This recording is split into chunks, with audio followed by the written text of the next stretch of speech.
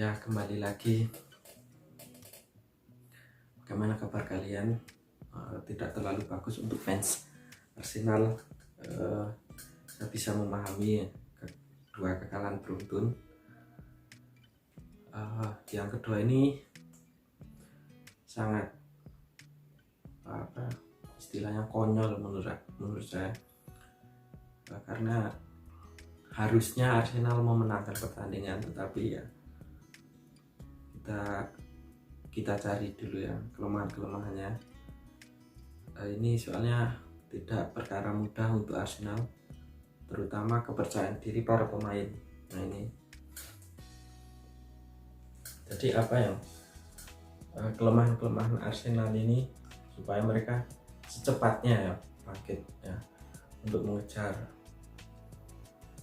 ketertinggalan mereka dalam perebutan top 4 ini ya, Liga Champions. Saya lihat sangat berat ya, kalau misalnya tidak lolos top 4 ya top 6 lah, bisa bermain di Liga Eropa. Sektor pertama ya yang harus diperbaiki adalah center back mereka ya. Bagaimana gol-golnya terlalu mudah sekali. Kalian bisa analisa sendiri ya, cuplikan di YouTube kan banyak ya. Gol pertama Brighton dan gol kedua Brighton, yang kedua ini lebih tragis lagi karena di menit-menit akhir ya, di injury time. Nah ini David Luiz, siapa lagi, Chambers ya, Holding, dan pemain Yunani itu menurut saya tidak terlalu bagus, apalagi Mustafi, siapa lagi ya. Nah, jadi ini adalah tugas berat untuk Mikel Arteta, bagaimana memperbaiki roposnya lini belakang Arsenal ini ya. Untuk sektor berikutnya ini yang menurut saya menjadi paling vital ya untuk gaya bermain Arsenal, yaitu defensive midfielder ya, DM. Kadang dimainkan oleh Gundogan, Saka atau Torreira. Nah ini untuk memainkan ball position ya, apalagi ball position melawan tim yang semi bertahan. Nah, ini membutuhkan visi yang tajam, visi yang bagus ya, terutama bagaimana membagi bola, memberikan pemain yang melakukan inisiatif, mencari ruang. Nah ini menurut saya lemah sekali untuk kondisi ya. Jadi banyak sekali momen-momen yang terlewat, bagaimana Aubameyang ataupun PP ataupun dua wingback mereka mencari ruang, tiba-tiba kondisi melakukan umpan ke belakang atau ke samping yang nggak penting ya. Nah ini yang harus diperbaiki ya, bagaimana bermain ball position tetapi tajam ya.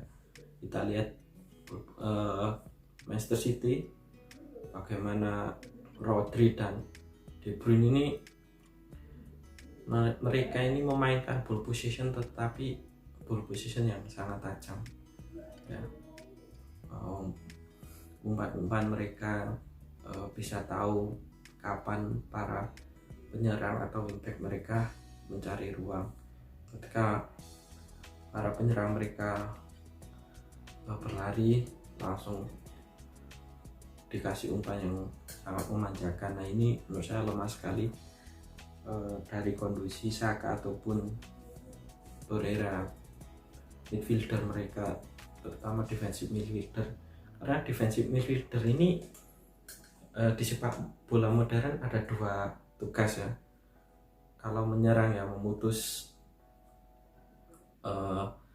rantai penyerangan lawan. Yang kedua build up, membangun serangan ketika menyerang.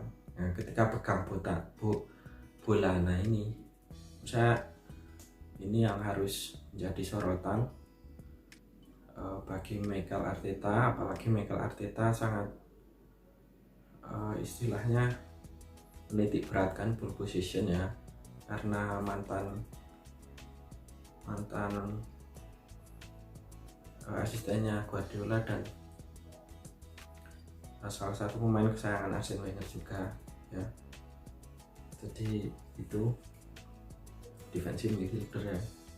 Kemudian untuk mental pemain ini jelas sekali daya juang mereka ya,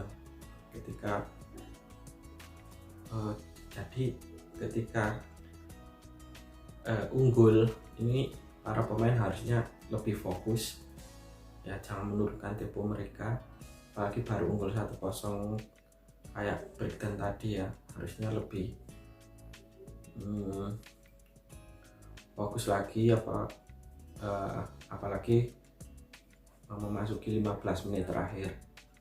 Yang kedua, Arsenal ini kelihatan mentalnya lemah ketika kebobolan duluan. Nah ini ketika kebobolan duluan para pemain sudah agak goyah. Nah bagaimana para juara ini ya, kita lihat Manchester City musim lalu sering ya jadi membalikkan keadaan dari tertinggal jadi menang di akhir pertandingan. Liverpool musim ini kita lihat melawan Aston Villa bagaimana mereka ketinggalan tetapi tempo tidak turun, aliran bola tidak tersendat.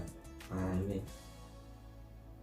ciri mental juara ya, klub-klub mental juara. Nah ini menurut saya hilang dari klub Arsenal ini. Jadi itu dari sisi pemain. Untuk trio depan mereka tidak terlalu buruk ya. Aubameyang, Lacazette, PP menurut saya apalagi PP ini sebenarnya tidak terlalu buruk-buruk sekali. Aubameyang juga produktif ya, memang Lacazette sedang kadang mampet tak keran golnya, tapi saya tidak terlalu disorot ya untuk trio ini. Itu dari sisi pemain. Nah untuk sisi Mikel Arteta ini harus fokus kepada hasil. Nah bagaimana ketika unggul 1-0 ya, kalau menangnya cuma 1-0 ya jangan bermain terbuka ya, jangan bermain terlalu terbuka, apalagi 15 menit terakhir ya, ditambah center back atau ditambah defensive midfieldernya, jadi mengamankan hasil itu lebih diutamakan daripada bermain terlalu terbuka dan di comeback di menit-menit akhir ini ya. Itu poin pertama untuk Mikel Arteta. Dan poin berikutnya, Arteta ini harus lebih kejam terhadap pemain ya. Jika salah satu pemain tidak menunjukkan etos kerja mereka, daya juang mereka, nah ini siap-siap dilepas saja ya.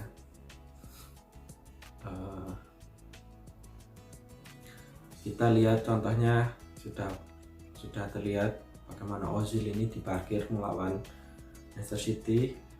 Menurut kabar Ozil ini tidak cedera, tetapi istilahnya itu etos kerja pemain ini kurang bagus, jadi ya manajer harus lebih kejam seperti ini ya. Apalagi ini sudah tinggal menyisakan beberapa pertandingan, harus cepatnya mengevaluasi para pemain. Jangan terlalu banyak memberi kesempatan tetapi tidak dimanfaatkan ya. bagaimana David Luiz ya berkali-kali melakukan blunder. Nah, ini juga bisa menjadi bahan pertimbangan buat Mikel Arteta buat